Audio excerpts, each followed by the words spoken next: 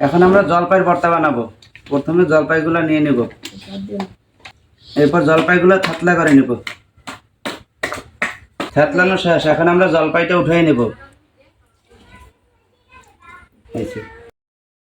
ধনিয়া পাতা, কাঁচা মরিচ, শুকনা মরিচ, পরিমাণ মতো লবণ দিয়ে সবগুলো একসাথে থাতলা করে নেব। এখন সবগুলো হয়ে গেছে, আমরা উঠিয়ে এটার সাথে মিক্স করে নেব। আপনারা চাইলে এর সাথে আরও কিছু অ্যাড করতে পারেন, কাসুন্দি, তেঁতুল, চিনি, যদি একটু মিষ্টি খাইতে চান তাহলে চিনি ব্যবহার করতে পারেন। আমরা এগুলো কিছুই দিব না, আমরা জাল খাবো। এখন আমরা খাবো।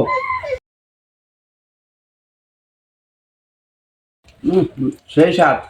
এত স্বাদ